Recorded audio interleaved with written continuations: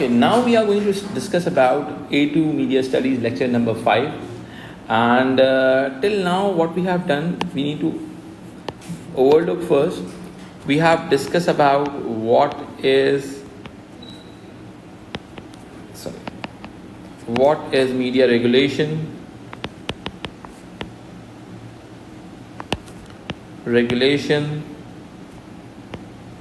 we understand so many concepts about what is media regulation, why media regulated, we understand the reasons behind the media regulation, why media regulated. Then we discuss about history of media regulation,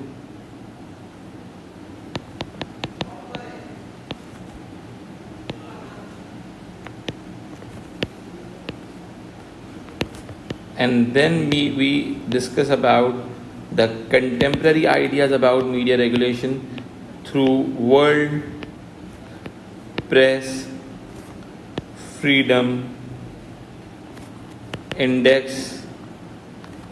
Then we did the case studies related to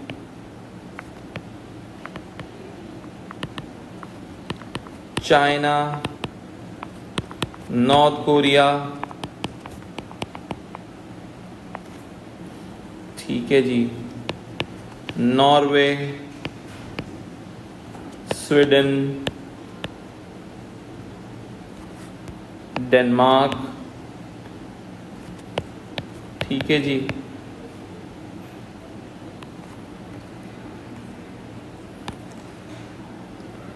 this is about lecture number 1 to 4, ठीक है जी. The topic of today's lecture is quite different and very important. Now we are going to discuss about media regulation in UK. Okay. Now we are going to discuss about media regulation in the UK. This is a very important topic to understand. There are so many case studies, so many examples about the media regulations in the UK. ठीक है. As far as media regulations in UK is concerned, we need to understand few concepts. ठीक है. देखो, किसी भी country की media regulation को understand करना है तो देखो उसका वर्ल्ड प्रेस फ्रीडम इंडेक्स में क्या सिनेरियो है. ठीक है, बहुत ही सिंपल सी बात है. वर्ल्ड, अगर मैं यूके की रैंकिंग की बात करता हूँ तो हमें क्या नज़र आता है? UK world press freedom index ranking 2025 जो इसकी फॉल इन करती है, that is 2025, that is 20th ranking है. इट मीन्स यहाँ पर प्रेस फ्रीडम बहुत ज़्यादा होगा. ठीक है, और 2024 से जब 2025 के अंदर आया है यूके तो इसने अपनी रैंकिंग को बेहतर किया. इट मीन्स कि मीडिया रेगुलेशंस यहाँ पर प्रेस फ्रीडम के करीब करीब गई हैं. ठीक है, फिर अगर हम इसकी बात करते हैं तो सबसे इम्पॉर्टेंट बात जो होती है यूके के हवाले से वही होती है, यूके के अंदर इंडिपेंडेंट रेगुलेटर है. क्या है बेटा? Independent regulator. अब इस इंडिपेंडेंट रेगुलेटर को समझ जाओगे तो everything will be perfect for you. Independent regulator का मतलब ये होता है कि a regulator free from state influence. Am I right? सही है. इंडिपेंडेंट रेगुलेटर का मतलब होता है फ्री फ्रॉम स्टेट इन्फ्लुएंस. ठीक है, फ्री फ्रॉम स्टेट इन्फ्लुएंस का मतलब है कि स्टेट के इन्फ्लुएंस से हटकर ऑपरेट हो रहा है. सही है, स्टेट के इन्फ्लुएंस से हटकर ऑपरेट हो रहा है. अब देखो, फ्री फ्रॉम स्टेट इन्फ्लुएंस का मतलब होता है, देखो स्टेट, किसी कोई भी स्टेट जो होती है वो इन्फ्लुएंस कैसे करती है? जब वो फंडिंग देगी, जब वो आपका इंस्टीट्यूशन रन करेगी तो वो बताएगी ये कैसे काम करना है. पैमरा के अंदर, Pakistan electronic media regulatory authority के अंदर सैलरीज कौन देता है? गवर्नमेंट देता है या पैमरा खुद जनरेट करता है? पैमरा खुद जनरेट करता है. कौन देता है? सही है, पाकिस्तान में PIA खुद से जनरेट नहीं कर पा रहा पैसे तो पैमरा कहाँ से करेगा? गवर्नमेंट फंडिंग देता है, एम आई राइट? जो गवर्नमेंट फंडिंग देगा, अगर गवर्नमेंट तुम किसी को 2 रुपये भी दोगे तो अपनी मर्जी चलाओगे ना उसके ऊपर, तो गवर्नमेंट भी रेगुलेटर से अपनी मर्जी चलवाता है अगर वो फंडिंग दे रहा होता है, ठीक है। But if you talk about UK, ठीक है, अब automatically so if you talk about the UK, तो UK के अंदर क्या होता है कि let's suppose you are running a media house, सही है। अब automatically if you are running a media house, तो ऑटोमेटिकली जो आपके रेगुलेटर हैं वो आपसे रेगुलेटर फीस चार्ज करेंगे, सही है। ये जो होते हैं इंडिपेंडेंट रेगुलेटर होते हैं सेल्फ फंडेड होते हैं। क्या होते हैं बेटा? Self funded. ये एक्चुअली जिन इंस्टीट्यूशंस को, जिन मीडिया हाउसेस को रेगुलेट करते हैं उनसे फीस चार्ज करते हैं, एम आई राइट? ठीक है, टीवी हो गया, रेडियो हो गया, प्रेस हो गया, जब उनसे वो फीस चार्ज करते हैं तो ये फिर इंडिपेंडेंटली सेल्फ सफिशिएंट हो जाते हैं। एक तो वो स्टेट के टैक्स के ऊपर बोझ नहीं बनते, दूसरा ये होता है कि उनके ऊपर स्टेट का इन्फ्लुएंस नहीं हो, एम आई राइट? ठीक है। यूनाइटेड जो UK का जो प्रेस चार्टर है उनको इंडिपेंडेंट स्टेटस देता है। क्या देता है बेटा? इंडिपेंडेंट स्टेटस, ठीक है। ये इंडिपेंडेंट स्टेटस रेगुलेटर होते हैं। UK का प्रेस चार्टर उनको इंडिपेंडेंट स्टेटस देता है। UK का प्रेस चार्टर उनको एक तरह से इंडिपेंडेंट स्टेटस देता है कि आप इंडिपेंडेंटली काम करोगे रादर देन। अब इसका एडवांटेज क्या होता है? इसका एडवांटेज ये होता है कि rather than getting influence from the government, कि वो गवर्नमेंट के लिए काम करें, वो स्टेट के लिए काम करते हैं। यानी कि स्टेट के लिए क्या चीज़ बेहतर है वो चीज़ करते हैं, सोसाइटी के लिए क्या चीज़ बेहतर है वो उस चीज़ पे काम करते हैं। रादर देन कि गवर्नमेंट को ये चीज़ पसंद है तो वो चीज़ कर लेते हैं, गवर्नमेंट को वो चीज़, जो चीज़ गवर्नमेंट को पसंद है बस वो करें। उससे बेहतर है वो क्या करते हैं कि जो चीज़ सोसाइटी के लिए बेहतर है, लोगों के लिए बेहतर है, उनके लिए काम करते हैं। वरना अगर आप सिर्फ गवर्नमेंट से इन्फ्लुएंस लेते रहोगे तो ऑटोमेटिकली कोई फ़ायदा नहीं होगा उस चीज़ का, ठीक है।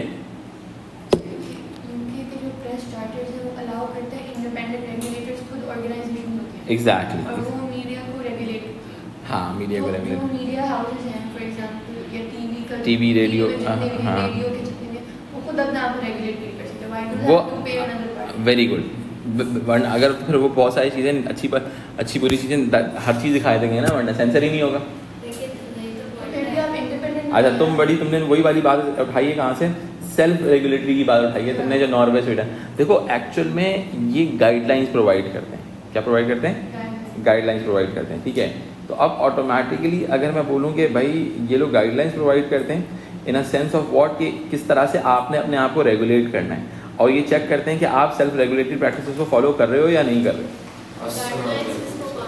सॉरी क्या कह रहे हैं बेटा? बेटा जो आपके सेल्फ रेगुलेटर्स होते हैं वो गाइडलाइन प्रोवाइड करते हैं कि बेटा आपको बताते हैं कि भाई what is the way to live in this media world, ठीक है। अगर आपने सेल्फ रेगुलेट भी करना है तो कैसे करना है? सही है, आपने अगर अपने आप को सेल्फ रेगुलेट भी करना है तो कैसे करना है, ये भी वो आपको सिखाते हैं। जैसे पैमरा पाकिस्तान के अंदर भी सेल्फ रेगुलेटरी की बहुत सारी चीज़ें रिपोर्ट करता है कि भाई आपने इस तरह से फॉलो करना है, आपने ये काम करना है, आपने वो काम करना है, ठीक है। तो जो कुछ भी चीज़ें होती हैं वो आपको पैमरा बता रहा होता है, ठीक है। जैसे कि मैंने आपको बताया था डिले रखने का जो फॉर्मेट है, ठीक है, सही है।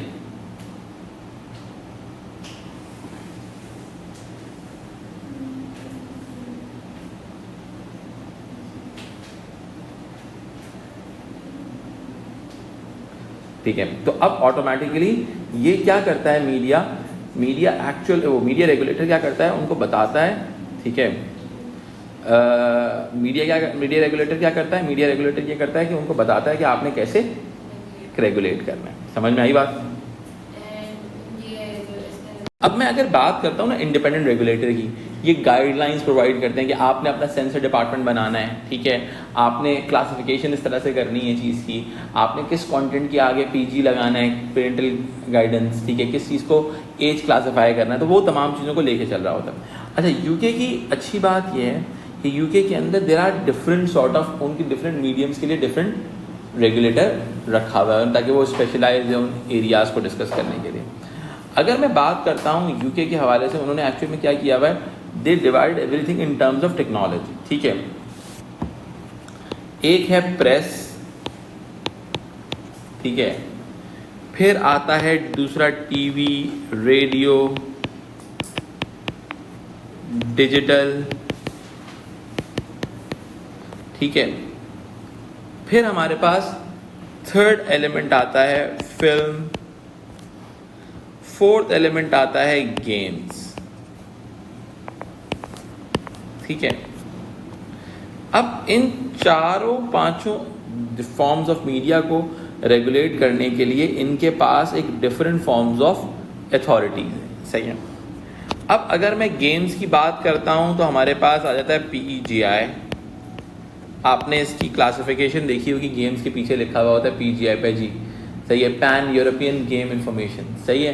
तो अब ऑटोमेटिकली वो क्या होता है कि ये पेजी जो होता है वो एक्चुअल में क्लासिफिकेशन की तरफ जाता है। अभी मैं आगे जाके आपको समझाऊंगा क्लासिफिकेशन और सेंसरशिप में फ़र्क क्या होता है, सही है। फिर हमारे पास फिल्म्स में को करता है BBFC, ब्रिटिश बोर्ड, हाँ, इंस्टीट्यूशन है, इंस्टीट्यूशन रेगुलेटर्स हैं, सही है, इंस्टीट्यूशन हैं। British board of film classification, in fact Netflix को भी जो फिल्म क्लासिफिकेशन देता है कि भाई वो मेंशन करता है कि भाई ये जो है वायलेंट है या फिर ये ऑब्स्सीन लैंग्वेज यूज़ हो रही है, तो ऑटोमेटिकली उसको जो एज क्लासीफाई करता है वो भी BBFC ही अपनी सर्विसेज प्रोवाइड कर रहा होता है। ये सर यूके में नहीं, पूरी दुनिया के अंदर अपनी सर्विसेज प्रोवाइड करते हैं ना, they know how to classify this thing, सही है, ठीक है। अब ऑटोमेटिकली अगर इस चीज़ को सॉरी हाँ फिर फॉर्म में जाना ज़रूरी है, मैं आगे जाके जाऊँगा इसके अंदर, ठीक है। अब मैं किसी वजह से इसके अंदर नहीं जा रहा, मैं किसी समझाने के लिए, ठीक है। फिर आते हैं टीवी, रेडियो, डिजिटल, इसको मैनेज करता है ऑफकॉम, ऑफिस ऑफ कम्युनिकेशन, बल्कि मैं यहाँ पे मेंशन कर देता हूँ ना नीचे, फिर बाद में काम आएगा। ऑफिस ऑफ कम्युनिकेशन, ठीक है। BBFC is British board of film classification. अच्छा, मज़े की बात क्या है, the whole world is moving towards classification from censorship. Initially इस कंपनी का नाम था, इस इंस्टीट्यूशन का नाम था British board of film censorship, British board of film censorship, and then it converge into the British board of film classification, सही है। British board of film classification के अंदर वो कन्वर्ज हो गया, ठीक है। अब जब वो कन्वर्ज हुआ इस चीज़ के अंदर,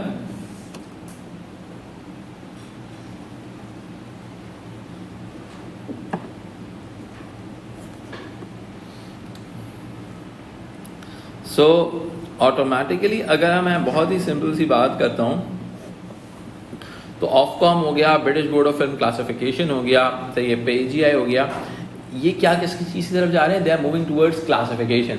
ये चीज़ को क्लासीफाई कर दो कि ये 12+ है, 18+ है, 15+ है, किस एज ग्रुप को क्लासीफाई कर देते हैं, ठीक है। लोगों को गाइड करने पे ज़्यादा फोकस है, बिकॉज इस बात का अंदाज़ा हो गया लोगों को कि सेंसरशिप से आप कंटेंट को आप प्रिजर्व नहीं कर सकते, आप क्रिएटिविटी को किल कर देते हो।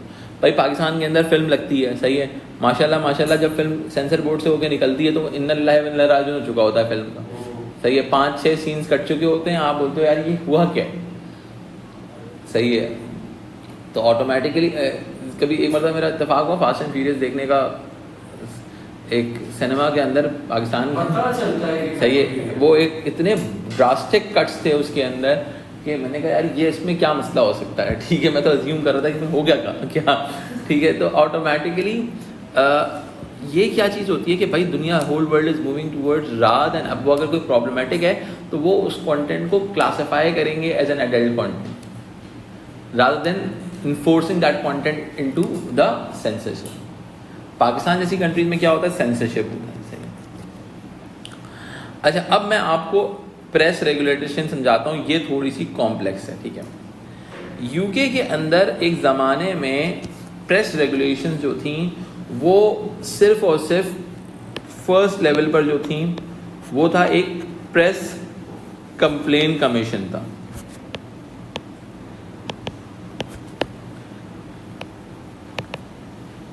अच्छा, यूके का जो प्रेस है ना वो बड़ा इंपॉर्टेंट प्रेस है, ये बात जहन में रखना, आप इसको इग्नोर नहीं कर सकते, ठीक है। बट प्रेस कंप्लेंट कमीशन क्या था कि सारे जितने भी प्रेस वाले थे उन्होंने एक कमेटी बनाई हुई थी कि अगर किसी को कोई प्रॉब्लम है तो वहाँ पर जो है चले जाओ, ठीक है, और वहाँ पर जाके अपनी कंप्लेंट डाल दो। लेकिन it was considered as a toothless tiger, it was considered as a toothless tiger. Toothless tiger का मतलब क्या होगा? किसी काम का नहीं था, सही है, क्योंकि वो actually press complaint commission press वालों ने ही बनाया हुआ था, ठीक है। तो जब प्रेस वालों ने ही बनाया हुआ था तो ऑटोमेटिकली हुआ ये कि इतनी उसको लोगों की कंप्लेंट्स को वो इतनी इज्जत भी नहीं दिया करते थे। फिर आफ्टरवर्ड सिनेरियो क्या हुआ? सिनेरियो गॉट चेंज, ठीक है। Scenario got, how the scenario got change, एक बहुत ही बड़ा इंसिडेंट हुआ जिसको हम कहते हैं 2013 में फोन हैकिंग स्कैंडल हुआ। आपने न्यूज़ कॉर्पोरेशन का नाम सुना होगा, फॉक्स, सही है। अब उनके न्यूज़पेपर्स ने क्या किया, उनके न्यूज़पेपर्स ने British parliamentarians including the prime minister David Cameron, उनका फ़ोन हैक कर लिया। They phone got hacked. Once they phone got hack तो उन्होंने लीक देना शुरू कर दी, सही है भाई, किसी की गर्लफ्रेंड से निकल रही है, किसी का कोई मसला आ रहा है, किसी की करप्शन आ रही है, किसी का कोई, भाई पता नहीं कितने लोगों को रिज़ाइन करना पड़ गया, मेंटल ट्रॉमा का शिकार हो गए। अब इस कंडीशन के अंदर क्या आया कि भाई बड़ा मसला हो गया भाई लोगों की ज़िंदगियों के अंदर, एक्चुअल में इन्वेजन ऑफ प्राइवेसी हुई है, ठीक है। And the next element is कि according to the news corporation these people were holding the public offices, so their life is no more private, ठीक है। तो their life is no more private, तो उनका तो पॉइंट ऑफ व्यू ये था, समझ रहे हो मेरी बात। But if you move forward then they develop one more very important thing, we used to call that inquiry, Leveson's inquiry.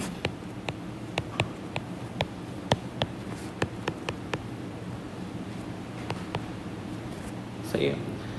They develop a committee name under the bench of Mr. Lord Levinson, and अब हुआ क्या, लेविसन्स inquiry ने क्या किया, सब लोगों को बैठ के जस्ट लाइक कमीशन रिपोर्ट जो बनती है ना, उन्होंने एक लेविसन्स इंक्वायरी और रिकमेंडेशंस दी गवर्नमेंट को how to control this whole mechanism. समझ आई बात कि भाई उन्होंने कहा भाई पीसीसी यहाँ पे आपने बनाया हुआ है वो किसी काम का नहीं है, ठीक है। We need to develop a body जो कि इन तमाम लोगों की इन हरकतों को कंट्रोल करे, सही है, वरना तो ये तो पागलों की तरह किसी की भी इज्जत में उछालते फिरेंगे बैठ के। समझ आई बात, ठीक है। तो ऑटोमेटिकली हुआ क्या, लेविसन्स इंक्वायरी के बाद एक इंस्टीट्यूशन बना, उसका नाम है press recognition panel.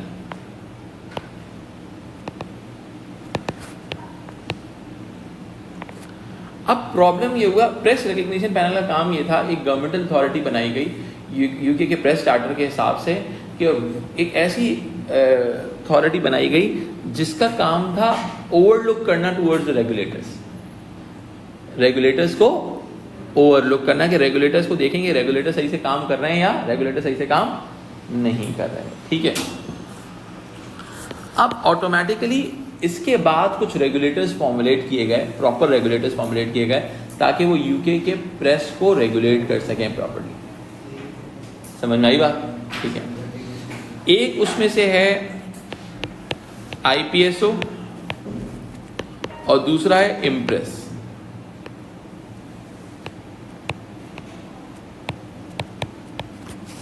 Independent press standard organisation, सही है, और इम्प्रेस इंडिपेंडेंट मीडिया प्रेस, ठीक है। ये दो रेगुलेटर्स फॉर्मुलेट किए गए। अब वो प्रेस रिकग्निशन पैनल को बनाया गया, उसके बाद ये रेगुलेटर्स फॉर्मुलेट किए गए। ये तो कहानी थी प्रेस के हवाले से, ठीक है। असल जो सबसे इम्पॉर्टेंट, मोस्ट इम्पॉर्टेंट रेगुलेटर है ना यूके का, जो हम पढ़ेंगे वो है आपका एक ऑफकॉम और एक है बीबीएफसी।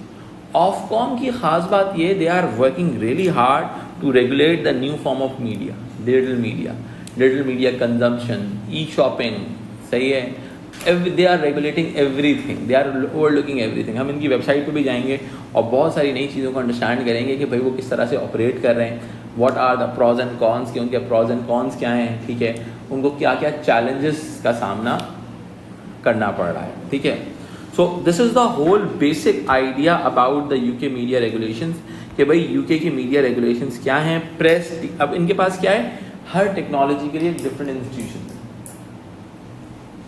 क्योंकि वो उस टेक्नोलॉजी की डिमांड को समझता है. और मजे की बात, they are self funded, free from government influence. Self funded का मतलब है BBFC लेट सपोज किसी फिल्म को रेगुलेट करेगा, सही है, फिल्म को क्लासिफाई करेगा, उसके पैसे लेगा, जब वो पैसे लेगा तो ऑटोमेटिकली कंपनी चलेगी. They are the profitable institutions. समझ रहे मेरी बात?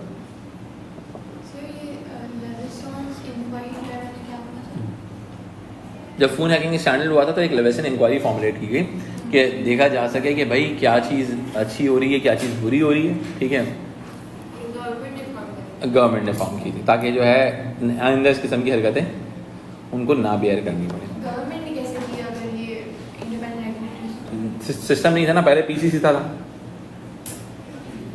प्रेस कंप्लेंट कमीशन था जो किसी काम का नहीं था. उन्होंने कहा जो पहले से पुराना सिस्टम वो किसी काम का नहीं, now we need to change everything. News का ऑपरेशन हुआ था, लेकिन उसके उनके पास इल्ज़ाम नहीं लग सकता ना क्योंकि कॉन्स्टिट्यूशन उनको प्रोटेक्ट कर रहा था. सही है वो तो. अच्छा, अब क्या हुआ, अब जब प्रेस रिकग्निशन पैनल बन भी गया ना तो ये न्यूज़ कॉर्पोरेशन हो गए बड़े, जो प्रेस वाले हैं, ये काफ़ी सारे PRP के अंडर में नहीं आते. दे डिडंट रिकग्नाइज है कि वो कहते PRP, प्रेस रिकग्निशन पैनल, इसके अंडर में नहीं आते. कहते हैं कि भाई हमारी if you are under them और हम इनकी कमांड्स को सुनेंगे तो ऑटोमेटिकली होगा क्या, नुकसान क्या होगा. बहुत ही सिंपल सी बात है, नुकसान ये होगा कि हमारी जो प्रेस फ्रीडम है उसके ऊपर क्वेश्चन हो जाएगा. समझ आई बात? वो उनके उसकी जो क्वेश्चन को बचाने के लिए वो अपने आप को प्रोटेक्ट कर रहे हैं. न्यूज़ कॉर्प वाले और बड़े काफ़ी सारे और दूसरे इंस्टीट्यूशन. अब करप्शन के अलावा एक्चुअल में वो होता है कि भाई वो किसी की भी पकड़ी उछालना चाहता है. न्यूज़ कॉर्प तो फॉक्स तो मशहूर है ना इन कारनामों के अंदर, हिस्ट्री. तो अब वो, लेकिन वो अपने आप को प्रोटेक्ट करते हैं कि अगर कोई रेगुलेटर आ जाएगा, एक्सटर्नल रेगुलेटर आ जाएगा तो वो कहेंगे कि भाई प्रेस फ्रीडम पे इम्पैक्ट आ रहा है, that's why they don't protect themselves. ठीक है, सॉरी, IPS और इंप्रेस अलग इंडिपेंडेंट रेगुलेटर है और एग्जैक्टली PRP के अंदर. ठीक है जी, thank you so much for being here. If we talk more about the press regulation in the UK, okay, so we need to understand few things over here. Okay, so actually, if we talk about the Press Complaint Commission, it was considered as a commission with no authority. Okay, got it. And the Leveson's inquiry gave some sort of recommendation. Most of the students assume that this is the judge-based inquiry, so UK court give the ideas कि भाई you need to do this and that. So, but the Leveson's inquiry just gave the recommendations. ठीक है, आप मेरे notes में से refer कर सकते हैं. नोट्स के अंदर मैंने लिंक भी दिया हुआ है उस वीडियो का जिसके अंदर वो जस्टिस लेवेसन जो हैं वो अपने रिकमेंडेशंस को प्रेजेंट करें. ठीक है, अब इस रिकमेंडेशन की बेसिस पे PRP फॉर्मुलेट होता है which we used to call press recognition panel. ठीक है, अब IPSO जो है ना वो एक इंडिपेंडेंट रेगुलेटर है, जो कि independent regulator, yes, not approved by the PRP, not under PRP. Okay, Impress is linked with PRP. Although IPSO का जब इंटरनल ऑडिट हुआ तो उसके बाद they recommended this thing that the IPSO is following most of the Leveson's inquiry recommendations. तो यहाँ पर ये बात समझ में आती है कि भाई वो चीज़ मौजूद थी किसी ना किसी तरीके से, मगर अगर हम बात करते हैं 100% अंडर द रेगुलेशंस की बात करते हैं तो उसके अंदर IPSO फॉलो नहीं करता, and IPSO is a bigger regulator than a IMPRESS. समझ में आई बात? ठीक है, but now you can analyse one more point. Over the period of time it is evident that there is a decline of newspaper industry. There is a steep decline of newspaper industry. In result of what, the most of the newspapers are moving towards what? They are moving towards the digital part. आप Guardian देख लो, Telegraph देख लो, all those major newspapers are moving towards digital platforms, ठीक है। तो आप ये बात कहोगे कि भाई there are so many institutions who are moving towards from newspaper to the digital platforms, they are moving, by most of the newspapers are watched in a blog form, as you read in a blog form, so they are moving towards a blog, they are moving towards this part of the world. Is it clear to you all?